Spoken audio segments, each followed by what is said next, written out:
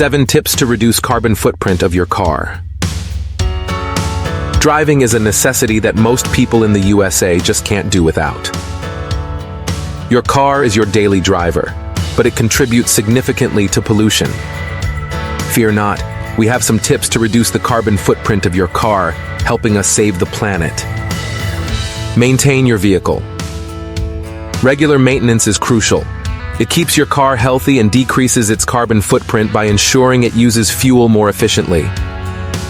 Make sure to get regular oil changes, check your tire pressure, and replace air filters when needed. Drive smoothly. Driving smoothly can significantly reduce your car's carbon footprint and the amount of fuel it consumes. Avoid aggressive driving, such as rapid acceleration and hard braking. Instead, accelerate gradually, maintain a steady speed, and anticipate traffic flow to minimize sudden stops and starts.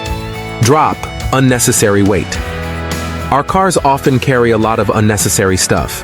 By removing the excess weight, you can improve fuel efficiency. Check your trunk and back seat for items you don't need and lighten the load. Use cruise control. On highways and long, open roads, use cruise control to maintain a constant speed. This helps improve fuel efficiency by preventing unnecessary acceleration and deceleration. However, avoid using cruise control on hilly terrain, as it can cause your engine to work harder and use more fuel. Plan your trips.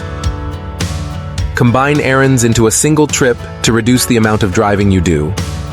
Planning your routes to avoid heavy traffic and road construction can also help you save fuel and reduce emissions. By minimizing the number of trips, you decrease your overall carbon footprint. Turn off the engine.